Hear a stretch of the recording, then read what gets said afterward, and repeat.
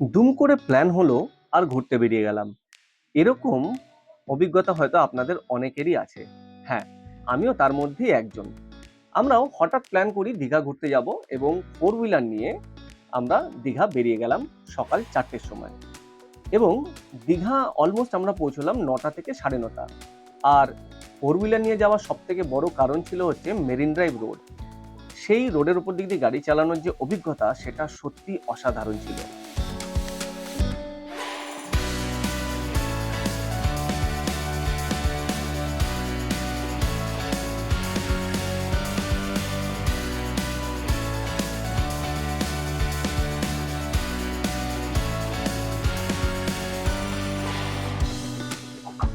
Marine drive road ঢোকার আগেই তাজপুরের এই রাস্তাতেই আমরা ঠিক 8টা 8:15 নাগাদ এই ধাবাটায় দাঁড়িয়েছিলাম ব্রেকফাস্ট করার জন্য। সত্যি বলতে এদের খাবারের কোয়ালিটি এবং এদের কোয়ান্টিটি ভীষণই ভালো ছিল। আমাদের খুব ভালো লেগেছিল।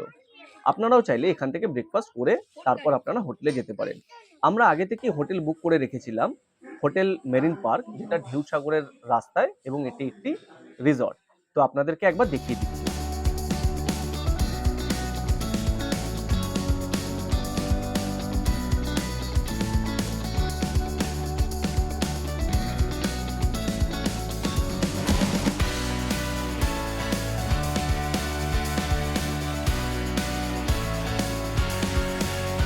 সাজানো গোছানো এই প্রপার্টির প্রত্যেকটা রুম ছিল ভীষণই সুন্দর এবং বাথরুম একদম neat and clean. Restaurant, room service, garden, সমস্ত কিছু, সুইমিং পুল, সমস্ত কিছু সার্ভিস এদের অ্যাভেলেবেল আছে। বাট বেস্ট পার্ট আমার এই হোটেলের লেগেছিল সেটা হচ্ছে প্রত্যেকদিন রুম ক্লিনিং, যেটা সব থেকে ভালো বিষয়।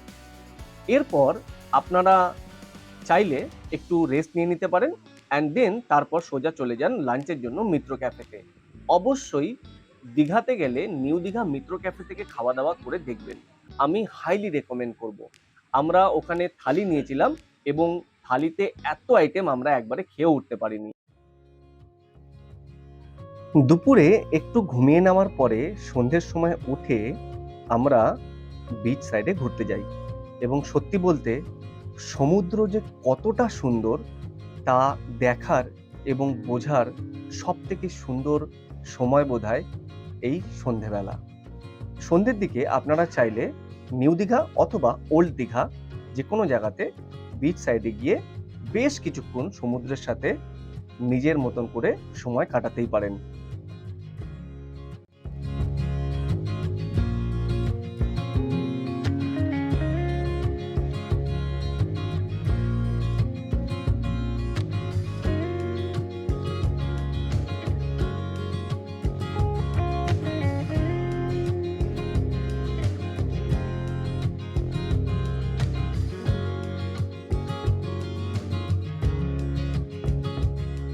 অগণিত ঢেউয়ের আনাগোনা দেখতে দেখতে কখন যে আমরা এতক্ষণ সময় কাটিয়ে ফেললাম বুঝতেই পারিনি। যদিও আমরা সেদিন রাতে হোটেল থেকেই ডিনার করেছিলাম, মানে আমাদের হোটেলের রেস্টুরেন্ট থেকে, এবং হোটেলের রেস্টুরেন্টের খাবারের কোয়ালিটি এবং মান সত্যি ভালো ছিল। Good morning. আজ দীঘাতে আমাদের দ্বিতীয় দিন, আর আজকে আমাদের প্ল্যান হচ্ছে সকাল সকাল উদয়পুর যাওয়ার। তাই আমরা তাড়াতাড়ি করে আমাদের ব্রেকফাস্টটা আমাদের রুমে অর্ডার করিয়ে আনিয়ে নিই। আমাদের প্যাকেজের সাথে ব্রেকফাস্ট ইনক্লুড ছিল। আমি আপনাদের বলবো আপনারাও কিন্তু আপনাদের প্যাকেজের সাথে ব্রেকফাস্টকে ইনক্লুড করে নিতে পারেন।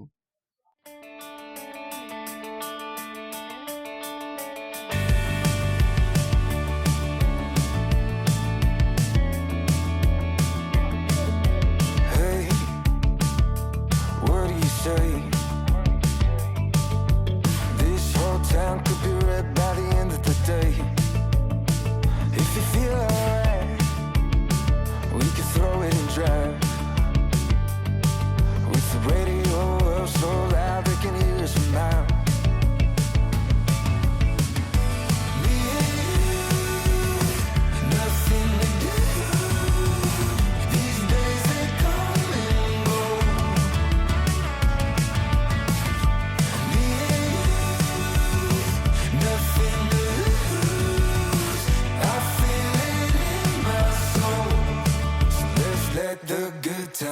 এই হচ্ছে উদয়পুর, যা বর্তমানে দীঘার সবচেয়ে জনপ্রিয় একটি সি বিচ এবং বহু মানুষ একে মিনি গোয়াও বলে।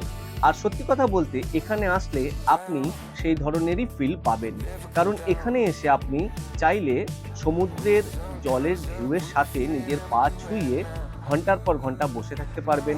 আপনার প্রিয় মানুষের সাথে গল্প করতে করতে বিভিন্ন ধরনের সি ফুড থেকে শুরু করে ড্রিঙ্কস এবং বিভিন্ন ধরনের খাওয়া দাওয়ার অর্ডার করে ওখানে বসে খেতে পারবেন।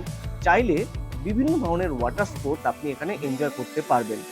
আমরা যে বোটের উপর রাইড করেছিলাম সেটা 150 টাকা করে নিয়েছিল এবং এখানে বিভিন্ন রকম দাম বলে, আপনারা একটু দাম দর করে নিলে এখানে কিন্তু খুব ভালো ভালো ওয়াটার স্পোর্টস আপনারা করতে পারবেন। তো আমরা কিভাবে সময় কাটিয়েছি সেটা আপনাদের সামনে, আপনারাও এনজয় করুন এবং আমরা কিভাবে এনজয় করেছি সেটা আপনাদেরকে দেখাচ্ছি।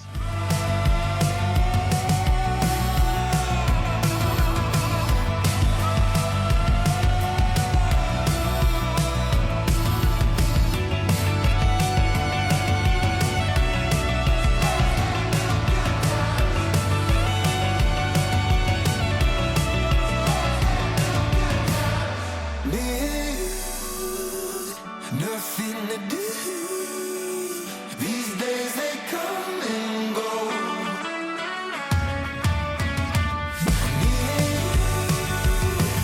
Nothing to lose.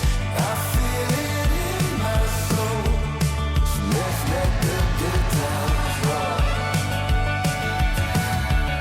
So let's let the good times roll. So let's let the good times roll. সমুদ্রে যতই স্নান করা হোক না কেন, তারপরেও হোটেলের সুইমিং পুলে স্নান করার যে মজা সেটা যেন একটু অন্যরকম।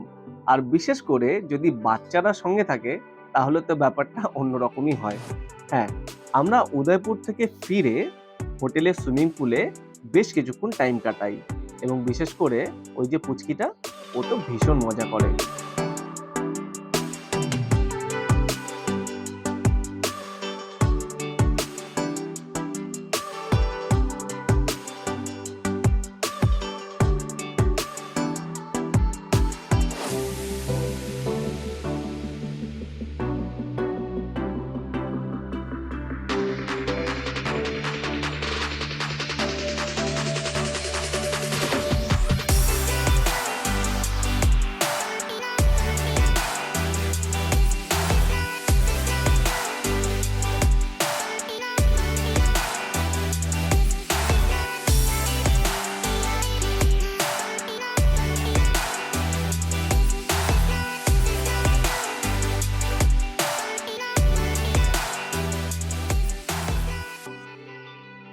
হোটেলের সুইমিং পুলে স্নান করার পর আমরা বেশ কিছুক্ষণ রেস্ট নিয়ে তারপর বিকেলের দিকে সোজা চলে আসি ওশিয়ানা বিচে। ওশিয়ানা বিচ হচ্ছে উদয়পুর বিচের জাস্ট পাশের বিচটা এবং এখানের বেস্ট পার্ট হচ্ছে যে ঝাউবনটা আজ দীঘাতে প্রায় দেখাই যায় না, সেটা কিন্তু এই ওশিয়ানা বিচে আপনারা দেখতে পাবেন। সঙ্গে সুবিস্তৃত সমুদ্র সৈকত, যেখানে আপনি বেশ কিছুক্ষণ বিকেলের দিকে টাইম কাটাতে পারবেন। আর চাইলে এখানকার উপরি পাওনা হিসাবে আপনি নেচার ট্রেলও করতে পারবেন। অর্থাৎ ওশিয়ানা বিচে কিন্তু আপনি প্রকৃতির সাথে বেশ কিছুক্ষণ সময় কাটাতে পারবেন। এখানে আলাদা করে একটি নেচার ট্রেলের ব্যবস্থা আছে, চাইলে আপনারা টিকিট কেটে সেখানে বেশ কিছুক্ষণ প্রকৃতির সাথে টাইম কাটাতে পারবেন। আমাদের ভীষণ ভালো লেগেছিল এই বিকেলের সময়টা এবং এখান থেকে কিছুটা সময় আপনারা আবার উদয়পুরের বিচে বসে সন্ধ্যের দিকটা আপনারা ইজিলি ওখানে অনেকক্ষণ সময় কাটাতেই পারবেন।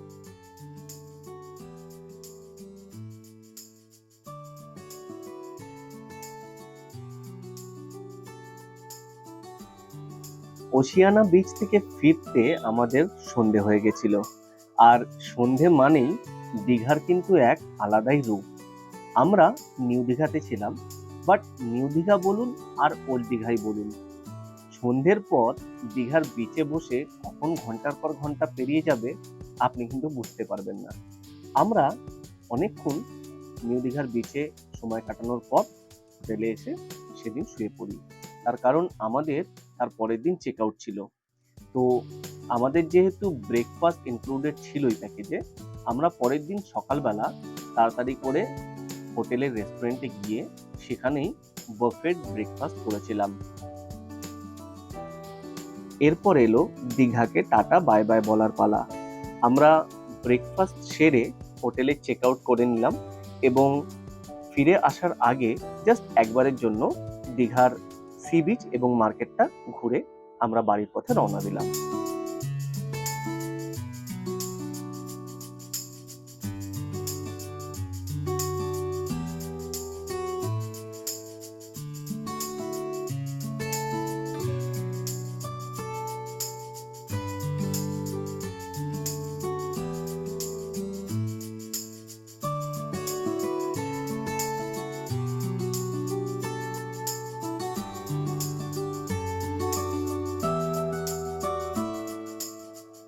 এই দুদিনে দীঘার আরো কয়েকটি জায়গা আমরা ঘুরেছিলাম, যেমন দীঘার science museum, Amaravati park, ঢেউসাগর park, Tajpur, এরকম জায়গাগুলো কিন্তু আমাদের খুব ভালো লেগেছিল। দীঘায় হোটেল রেন্ট আমাদের পড়েছিল অন অ্যান অ্যাভারেজ 2700 টাকার মতন, যার মধ্যে ব্রেকফাস্ট ইনক্লুড ছিল। আমরা দুদিন দুটো হোটেলে ছিলাম, পিকুলস ইন এবং মেরিন পার্ক। আমাদের মেরিন পার্ক কিন্তু বেশি ভালো লেগেছিল। বাকি দীঘায় আসার অনেকগুলো ওয়ে আউট আছে। ট্রেনে আসতে পারেন, বাসে আসতে পারেন, নিজের গাড়ি নিয়ে আসতে পারেন। তবে গাড়ি নিয়ে আসলে অবশ্যই আপনাদের খুব ভালো লাগবে, কারণ মেরিন ড্রাইভ রুটটা আপনারা এনজয় করতে পারবেন। বাকি এই ভিডিওতে যদি আপনাদের কিছু ভালো লাগে তাহলে অবশ্যই লাইক করবেন, চ্যানেলটি সাবস্ক্রাইব করবেন এবং সঙ্গে থাকবেন। আবার দেখা হবে নতুন ভিডিও।